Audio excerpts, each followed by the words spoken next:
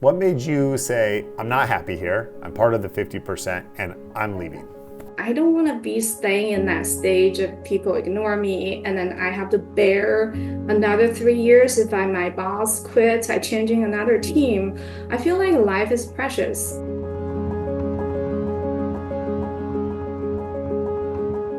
Well, welcome everyone. I've got with me Bei Zhong. Did I pronounce that right? Yes, Beijing. Bei Zhong. All right. And Bei has been incredible. And I'm excited to talk with Bei with you today, Bei, and share a little bit of your story because every student that comes through Tax Lien Code is so fascinating, like the diversity of backgrounds and goals and ambitions, where people come from and where they're trying to go. But there's a couple students that always seem to stick out, and experiences that I have with students and coming and teaching expos and showing up at some of our other events. And I remember our first two interactions. I remember the very first time, at least I remember, I think it was the first time you and I met, was in October here in Kansas City at the expo. Yes, And you were brand new. You had correct. just started with Tax Lien Code. Yep. Yep. And at the time, you hadn't bought any tax liens yet. No, No. it's a brand new experience for me. Yeah. Okay. Had you bought real estate prior to joining Tax Lien Code?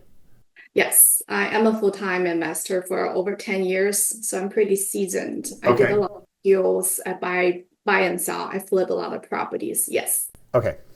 And then the second time you and I met was at the summit in Florida in about December. Yes, Orlando. Yeah. And so that event though like sticks out to me because like I said, you and I met at what, 2 months prior, month and a half prior. And then you came so excited in December when you saw me. Like you came over and you were like bounding with joy because during Expo in October, we had talked about Colorado primary auctions were just going on. And so we spent a big chunk of time at the Expo talking about Colorado and the way Colorado worked and the returns and how the process worked. And then you came straight up to me in December to tell me what? How are you? Hey, Brian, I got another 30 liens, 24 liens, something like Yeah. that. Yeah, it's just keep buying basically. Yeah. So you went to the primary auction and you bought 24 tax liens. And then I saw you again in Florida again, I guess. We keep meeting in Florida in about February. Hmm. And you were probably just as excited. That was the third time you and I met. But you were just as excited because what had you done?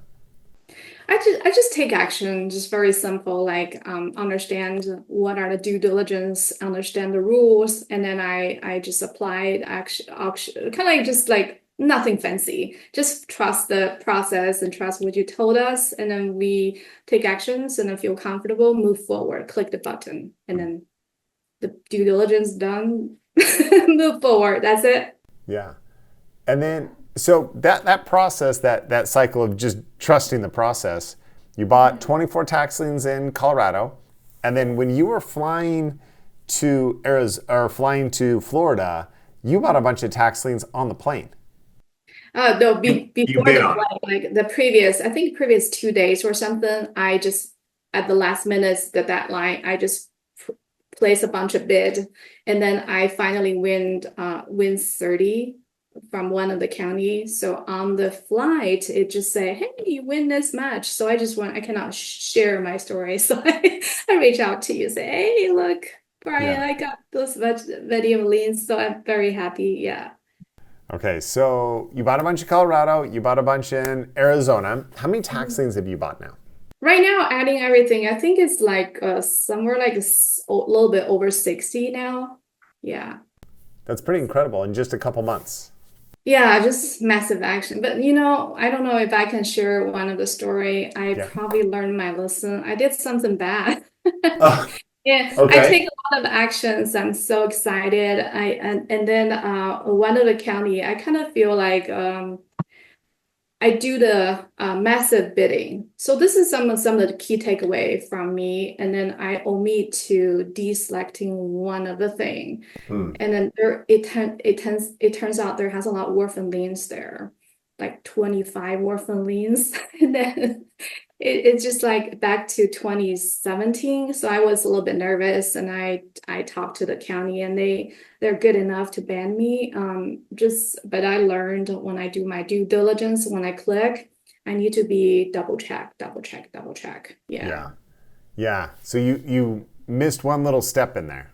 Yeah, a little kind of like I'm tired. I just want to, I assume they're all good. And I look, and I'm like, okay, just do it. Just without the, really carefully review it. It's always need to review. That's my lesson learned now. Need to Yeah. review twice. All those little lessons. All right, so let's go back to the beginning. Maybe not the beginning, because your beginning started 10 years ago, it sounds like. You've been a full-time investor for 10 years. hmm What type of investments in real estate have you been doing over the 10 years? We do a lot of single family home and vacant land. Okay, single family home, like to flip them. hmm You're buying to flip single family homes and land? Yeah. Yeah, we flip a lot, but now we try to keep for ourselves more like investment to keep it in the long term now. We Yeah. don't really flip so Okay. often. Yeah. So you're a little bit more long-term now? Correct. Yeah, correct. Especially for a single family home, we try to make it as rental, long-term Yeah. rental for the tax purpose. Yeah. Okay. So I want to come back to tax purposes because that's an interesting one. Okay. So why tax liens? After investing in real estate for 10 years, why did you decide you wanted to start buying tax liens? Well, so 2029, no, 2009, that's like almost 20 years ago. I read a book that time about tax lien certificates. And the second reason is I purchased, I think there has a guy, he's wholesaling a lot of vacant land Mm-hmm. from the tax lien and tax deed. So he wholesale me a bunch of properties. Although they do got some title problems, but I still able to profit from a lot of them. So I just like question saying, hey, if he can do this, I can do it also. Why not? But I never really take any actions. Life just every day we do a lot of operation acquisition. And until I saw your YouTube ad, you talk about the concept I already know, and then I already purchased a bunch of property from another guy in this industry. I'm like, hey, it worth my time to finally really understand the little A to Z, Right. everything I want to know. Yeah, it's interesting. Okay, so are you using tax lien investing as an acquisition strategy? hmm Yeah. Yep. Yeah. Yep. I think everyone wins. So they get the money like wholesaler get the money really fast, and I can do the retail sell and get more profit or adding some of the value there. So everyone wins, right? So you're not looking for the rate of return. You're not buying the tax lien to try to get the interest. You're buying tax liens because you want to end up with the actual property. 90%, correct. 90% chance I hope people don't redeem my property, and I can file the application foreclosure. I can get that property for myself. Hmm. Exactly. And then for a certain, if I have a lot of money capital there, I could treat it as a CD, a long-term higher interest return. That's another topic you talk about during the session. What I learned is for these live auction, we need more longer time, kind of like we're planting the seed. Mhm. It's less liquidity, but it's higher return. So it's like another lag to get a profit back and reinvest. So it's a small portion of my strategy, but both way I would do it if there are good properties, right? Yeah. That's one of the things that was so attractive to me with tax lien investing, especially at the beginning, was that there's really, I mean, there's some other small case scenarios, but the vast majority of investments are going to turn into either what you're talking about. We plant a seed, it's getting a great rate of return, and it's like a high yield savings essentially, right? We buy the tax lien and we just hands off, we don't have to do anything, and it just accrues interest. The Yeah. property owner eventually pays. Like that happens 95% of the time probably. Yeah. And they pay us back, and it's a perfect investment. We invested money, we got it back, we didn't have to do anything. But then the other outcome that's common is we get the acquisition, we get the property.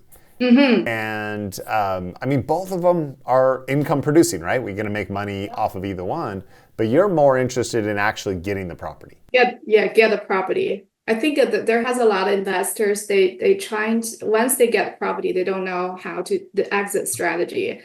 And I think I do have some exit strategies, and then I like to collect these properties. So for an investor whose primary goal is to acquire the property, what are you doing different on your due diligence and research and bidding to look specifically for properties that you think you're going to acquire rather than redeem? I try to look about some of these lands because I feel like the house will have a higher redemption rate unless they have a really bad condition. They've been burned. So I want to look about some nice land, a little bit higher value, and then probably middle of nowhere, that kind of thing, if I could find them. And then they might have a little bit higher chance no one to redeem them. That's just my I'm still try this my idea if this really works, because that's how I purchased a lot of property from the other guy. He wholesale me the property. It's those kind of property. Yeah, those land in the middle of nowhere. Oh yeah. Yeah. It's interesting that you're trying to identify and look for liens and property that most people aren't interested in. What led you to the path or to that as a goal? Like what you do is a very specific and maybe small niche in real estate that you're having phenomenal success in. Why don't you just do what everybody else is doing? I think I also do everybody doing, but I do know someone doing something like that to flip some of these kind of middle of nowhere property. And then it does work, but there has a higher risk, kind of like how much risk you can tolerate. Some of them, they're junk, or I can still have some property with me for 7 years. I cannot get rid of it. I have to pay property tax. So it's kind of like a combination of like lose some but you win some, and but as long as the winning side is bigger than the lose side, I think it's worth it. You have to tolerate that risk. So I'm willing to tolerate the risk. Well, it's an interesting concept because most investors, when they start, our society views maybe the undesirable outcome as a failure, right? That if when we lose, like we shouldn't have done it, that maybe we should give up or we shouldn't continue. But what you're saying is so abnormal in our society, right? That we're all going to lose. Some of these investments are going to go bad, but as long as the wins are greater, right? As long as we win more than we lose, or our profits greater than our losses, like that's built into your business model. Yeah, if you win 70%, you lose 30%, you still win like 40%. How do I say the math? You still win something, right? Yeah. So, and then you can build your criteria. It's a learning process. And then once you get more knowledge, your criteria is really clear. You buy box, what exactly is that? And then you could focus more and then more efficient, and then you have more confidence. It's interesting that you use the word confidence because most people, if they're going to lose 30%, their confidence is gone. Like if I fail 30%, if I quote fail 30% of the time, I'm not very confident in my job or my business or my career. Yes. Well, the confidence came from success experience, right? I think if initially they start trying something too big or something they really don't even feel comfortable, so that will definitely make people self-question. I think a self-question as entrepreneur or anyone is a big hurdle for us. So if if they have a little wins that might help to boost their bigger confidence, acquisition confidence, and they understand the due diligence process and they're like, okay, let's be patient because tax lien investing is not a getting rich fast. You No. gotta have patience, right? A lot of a lien, you need like 3 years to redeem. Sure. Money needs to be there. And then also a lot of time consuming to do the due diligence is fundamentally you have to understand a little bit about real estate, the foundation. They're the same. It's just like you teaching us a little bit more, the skilling, how to using the numbers, the ratios, and combine with the property type to do the due diligence more efficient. So for any newbies, I think they need to understand the foundation of real estate a little bit. And then I know your program very good, provide a lot of add-on, the holistic real estate, these wholesaling, which is good. Yeah. How did you develop that confidence? How did you, like, you talk about the small wins, and I think that's so important, especially at the beginning, right? Like most students when they come in, that's the focus. Like, hey, we're not going to go buy a $15,000 single tax lien certificate. Yeah. It's a lot of small investments to generate those small wins and build that confidence and build the experience and build the knowledge there. Where did it come from you? Like you've been investing for 10 years. How did you develop the confidence when you started? I think this is to do with, I feel like there has some luck in a way. I have to say that. Like the other thing possibly is some like a personality in terms of you don't have to be perfect. You have to have some tolerance of just take action. Imperfect action is better than perfect. You don't take any actions there. And then the third thing is you gotta start small a little bit. Even you lose, you wouldn't feel that's a big deal, right? If you start too big, it's gonna be detrimental. For me, I start small. Initially, I started with small, and then back then I was still working for corporates. So, but I started doing the little deals here and there. So my margin is low, but it's good enough for me to get excited. Say $10,000, $9,000, $8,000. Yeah. Something like that. And then you get more experience. That's how the acquisition confidence, you got it there. I made a lot of mistakes, but yeah, a lot of scary mistakes, but it's okay. Yeah, well, you're still alive. You're still breathing. Yeah. And now I ask myself, I said, would you do that deal? I'd probably say no. It's like, Well, you learned some stuff from it. yeah, I learned a lot. And then now I'd be more cautious. But sometimes when you're too cautious, you lose the desire to take action. Yes. So you've got to have a balance of, as long as 75%, 70%, you feel comfortable, just pull the trigger. Yeah. I mean, you made an interesting statement. You said imperfect action is better than inaction. Is that right? Did I write that down right? Perfect is that better than perfect, but not take any, inaction. Yeah. Perfect inaction, right? Well, I like as well that you mentioned, like right at the beginning, you mentioned tax liens are not a get rich quick. You're not going to make millions and millions in your first month. But it's just not how it's set up, right? That's not what tax liens are. It's what we do. What would you say to that new student, though, that is excited and wanting to make millions and millions and millions? They need to kind of managing their expectation, right? Everything is about managing expectation, kind of like because there has a process. Like you gotta understand the rules. Each state, they're so different. I learned from our website, and you can see totally different, understand the game.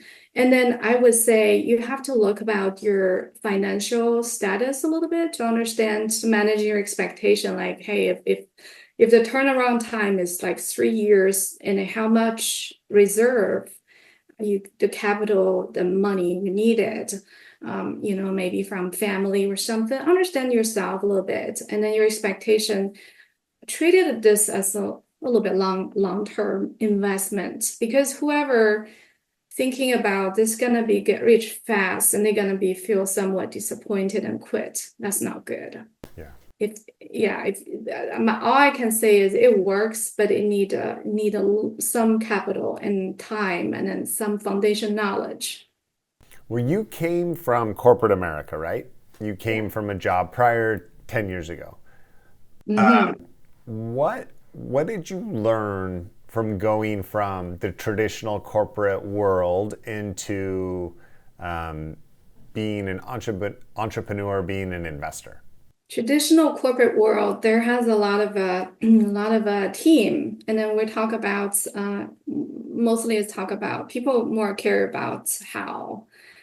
And then being an entrepreneur, I'm really focused on my platform, excuse me, and then I concentrate on what are the outcome, the results. Yeah. So I would take it whatever it needed for me to take to get that, forget about the format, but I'll get that result. But in corporate world, I think people are very, very careful about how to do things. And then the result doesn't really turn out as people expected. And a lot of people, maybe they're not even worried about that result, right? That's interesting, right? Because in corporate America, if you're part of a team or part of an organization and you have a responsibility and it doesn't work, like it's probably not detrimental. Like that failing at the office, right? Like if it's catastrophic, you might lose your job or the company might go under. But in most cases, if you do something, you test something and it doesn't work, you still show up the next day, the next week, the next month, and you're still getting your salary or your paycheck. Yeah. But what you're saying is it's different in the entrepreneurial or investment world. Yeah, because you think about we don't have paycheck. We have to be the responsible party for ourselves. If you earn your value, I would say the value is probably perhaps decided by the market, more by the customer, your other power team. But in corporate world, I would say that the value is more decided by the direct boss. That's how I look. So as an entrepreneur, yes, we have a lot of risk, but there is no ceiling. I feel like as long as you allow yourself to earn money to get rich, you will get rich and earn money. But in the corporate world, there has a ceiling. That's how I feel. Yeah, I agree. And it's great to be responsible for yourself, isn't it? It is, but it's scary. Initially, year one, I was like this, like in the whole, only one day, every day, I was like, oh, you're good, you're good. And then another hour, I'm like, oh my God, how can you afford this? Another afternoon, I'm like, you're good. Yeah. It's like a roller coaster, that kind of feeling. I remember that. It's scary. What led you to leave corporate America then? I don't like my boss. I don't like my job. I don't like my team. I check all the three boxes, so I left. Because they said in your corporate world, if the three box, your boss, your team, your work, you check two, you're fine. Okay. But I don't. All three, I don't like it. Why not just go find a new job then? Because I can feel if I go find another job, that would be the same thing. My personality is I am a risk taker. I am a risk taker. I'm a fearless. I want to do a lot of actions as long as the direction is very driven. In the corporate, I feel like if you do too much, people might thinking that's negative. You try to jump over the fence, and then if I find another job, it's like a circle. I will be always locked into that track, never ever gonna get out of that. So yeah, I don't want to be. I want to have my own platform, my own legacy. Yeah. Yeah. So it's interesting you talk about that track or that circle. Yeah. I don't think I've ever heard the three boxes before. I like it. I wrote it down.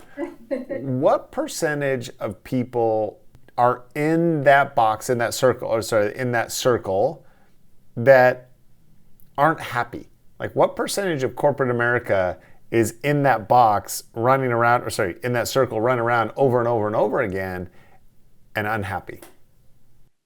I don't know the big data, but I just like my bias. Per my bias, I feel like probably at least 50 of them. 50%? There has some people they like running the life by motion. They Uh-huh. don't want to think. I feel like they're diligent. They want to do a lot of things, but it's just like you repeat your life. There's nothing changed, and then maybe 5% of a salary increase, and you're retired.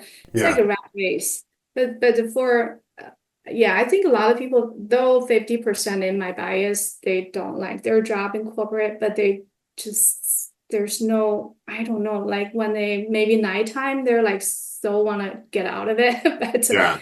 second day they go to work, nothing Yeah. changed. Okay, so if you were in that 50%, that it'd be interesting. It'd be interesting to look up that if there's been any studies. But okay, let's just say that Bay's right. That 50% of corporate America is unhappy and unfulfilled in their job. Hmm. And you would have been in that 50%. Yeah. What but most people stay. They stay in that Yeah. circle and they just keep going around the track. Yeah. What made you different? What made you say, I'm not happy here, I'm part of the 50%, and I'm leaving? I think, Brian, this is back to the personality level. I'm the personality like I either hate or love. I don't want to be staying in that stage of people ignore me, and then I have to bear another 3 years if my boss quits, I changing another team. I feel like life is precious. So it's go back to my mentality and my personality. I'm pretty rad. I just want to go, gone, done. Then to that person that is sitting in their corporate life, that's unhappy, that is doesn't check any of those boxes. They don't like their boss, they don't like their team, they don't like their job, they didn't like the work that they're doing. But they're scared to leave.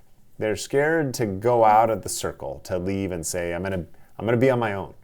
What would you say to that person? I would say if you have a plan, you take actions, and then you after 5 years or even 3 years, you're gonna be thank you for your current year, 2025's you. If after in 2028, you will say, "Oh my God, thank you so much for making such a great decision." Anyone I know quit the job, they have a better life in my circle. Hmm. Every single person, they all happy because we got more time. And then it is scary year one, but after you go over that period, I think you form a very solid knowledge, and then because you will be always feel insecure in your cubicle. You're 50% like and then it's insecure because you don't know when they're gonna downsizing, right? You have to go to the circle again. However, if you start taking action, start building your own platform, you learn a lot of knowledge. You can survive yourself, independent, and also for your next generation. You feel so secure, and you have a lot of time to hang out with your family and friends and pets and a lot of habits. You can do those things you cannot afford in the corporate. Because salary is not only the number, I think it's a lifestyle. It's also a lifestyle. Yeah. Did I hear you right, that most people that are in a job feel insecure? Mhm. That's counter to what everybody says, right? They say that if you've got a job, then you've got security. Like that's the whole reason that people want a job. Mm. But you just said that people in a job feel insecure. I give you one example. Insecure in terms of the platform, the knowledge they learn. For example, before I joined my own company, I work for a pharmaceutical company for oncology. All my team members, they're very smart. All they learn is about oncology knowledge, tumor type, and Yeah. then the lines of treatment, patient journey, all kinds of things. Imagine this person being laid off. What this person gonna using the knowledge for? They learned for 20 years in that pharmaceutical company. They don't have anywhere to maybe some of them they open their consulting company, but most of the knowledge is useless in my mind. So that's insecure. Yeah. Leaving that platform, you don't have any survival knowledge to support your family, I would say. It's interesting. Okay. I love the articulation of that. That you're in a one-dimensional field. That as long as you have a job in that field, great. But as soon as that field, your role in that field is gone, or that journey ends, then you have to start all over, and that creates that insecurity. Yeah, exactly. Well, you also said that first year is the roughest, Mm-hmm. right? Like you leave and you're on your own, you're starting your entrepreneurial journey, you're starting to invest. And you mentioned expectations, I think, at the beginning of the call. And if somebody was leaving their job and leaving corporate America and wanting to start becoming an investor, what expectations would you suggest that they have in their first year? The first year, I think, is more like a survival year of learning to be able to support yourself using your reserves years ago, and then to accumulate these hands-on experience. But more than that, I feel like they should start doing that as a part-time before they fully departure to the new journey, because that's what I've been doing. Mm. Um, I've been doing this, I said 10 years, right? 10 years, but 8 years, I would say it's full time, but 2 years when I still in the corporate, I do some, I already started doing some hands-on experience, some deals here and there, and build my confidence. And this way is safer, I would say, than you totally naked quit, that kind of Mhm. thing. Yeah, it's so interesting because I've talked to both sides. Yeah. We have students inside of Tax Lien Code, and I've talked to students that torched corporate America and torched their business and their world, and just said, I'm all in and I'm jumping in and I'm like, investing's my thing. And they go down that path. And then, the other side is you're saying, hey, for me, it worked better to be part-time, to kind of straddle both sides, because it's interesting what you said about survival. Like Yeah. like that's the first year is survival. It's living off of reserves or living off of other income, because it is going to take a little bit of time for your business to grow. And I think a lot of it comes down to your personality. Like, are you going to be able to survive when the first couple investments fail, right? Like you talked about that 30-70, right? If 70% of your investments are successful and 30 fail, like you're still making money you're still net 40% profit.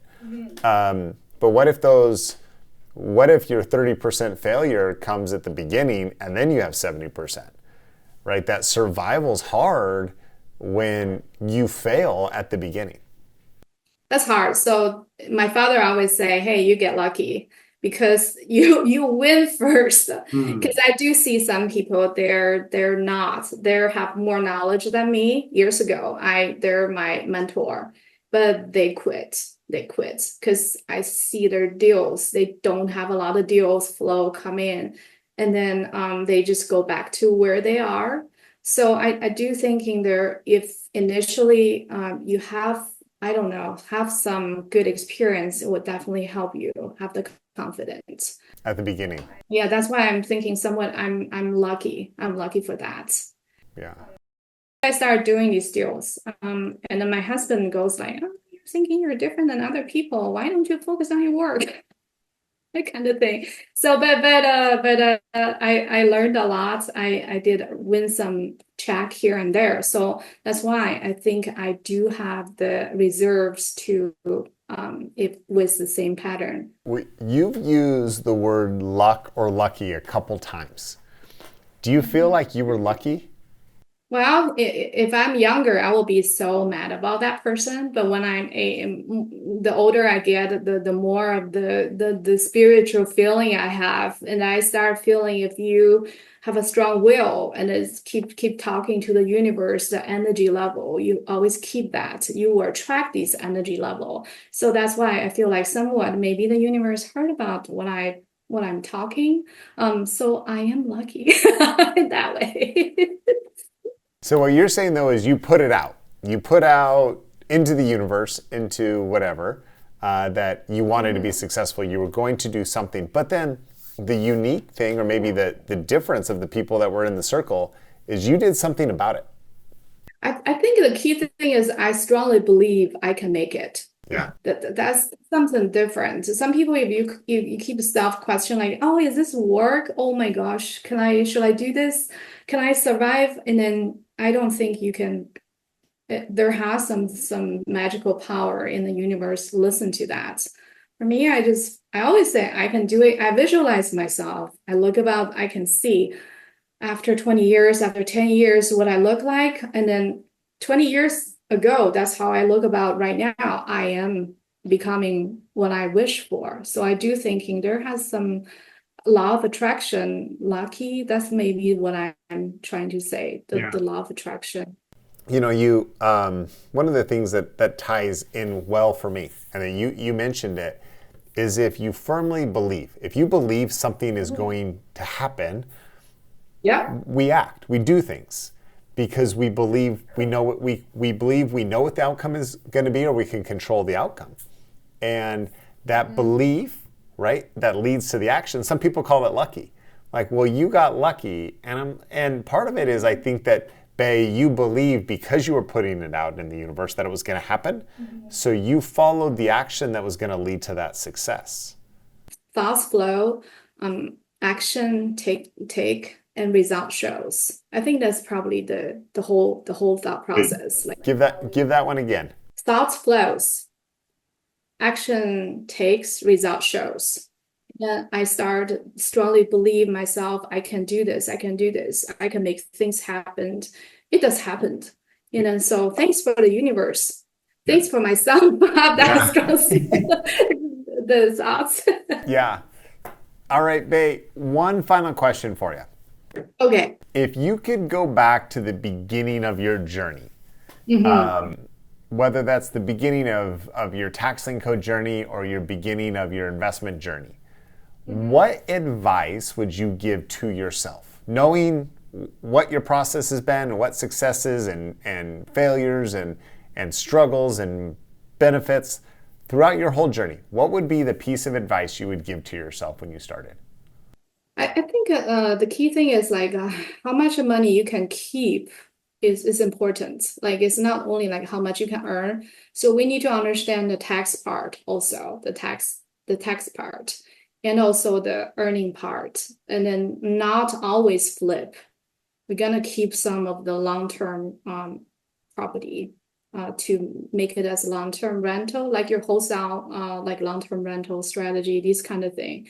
We should combine, not just like a single one of them. That way we don't keep a lot of money. We have to protect also the asset protection. I really enjoy what you have the JJ in our class teaching that. I take a lot of action after that class and talk to my consultant. So we kind of changing the structure. These are all things initially I think I should understand more versus I redo everything now. So I think your platform did provide a holistic of the knowledge about the to do it right at the first beginning. Yeah. And then combine with tax lien investing and tax deed. So these are the things I wish I know. Yeah. So it's not how much money you make, it's how much you keep. Yeah. And how do you set up your LLC right in the right structure, like asset protection? Yeah. These are the things that I don't know. I'm scared. So, man, such an interesting epiphany from you. You've been investing for 10 years as at least 8 as a full-time, probably outside looking in successful investor. And after that, after meeting our team, you realized that you weren't set up correctly. Right, because I have someone advise me, like a tax attorney. I haven't really listened much, decipher. A lot of time the knowledge is there, but depending on how do you decipher that knowledge or digest. Because I went to multiple these events, talking about one thing, and every time I'll get a little bit golden nugget here and there, I connecting the dots. I'm like, ooh, that's the part I finally got it. So important question has to repeat probably several times, make people totally understand. That's amazing. Well, let's leave it there. That's amazing little tidbit and final piece of information. Make sure you set up right. And the other thing that I took from that comment, Bay, was that sometimes it takes multiple people and multiple ways of looking at something to actually get it. Yeah, finally. It's kind of like how much of knowledge you present to people, you're thinking people will understand. It's really up to them to digest, to open willingly to absorb, to thinking more. Otherwise, the knowledge is a waste. I feel like just like food, right? We don't digest. It's just like waste of food. Yeah. I do like your all of those events. These events are really good, serve as a purpose. Like if I have any questions, it's just like bothering me or some question, I just ask one question. A lot of people can answer for me, even the peers. So Yeah. I would I like to go these to refresh my mind. I always get something new a little bit, but Yeah. that little bit golden nugget probably can help me earn a lot of money just for that little one. Well, that's the goal, Bay. Well, it's been a pleasure. I love seeing you every time. I love the excitement. I love your successes. So thanks for coming. Thanks for being a part of Tax Lien Code. And Thank you, Brian. I appreciate you. You're such a great teacher. You teach us a lot of how to buy in a big bulk volume. It's like like some of the ratio. I really like that. You articulate things so clear and have a lot of passion and fun. I enjoy your class. well, thank you. All right, Bay. I'll see you soon, I hope. Okay. Okay. See you next time. Thank All right. you. Thank you, Brian.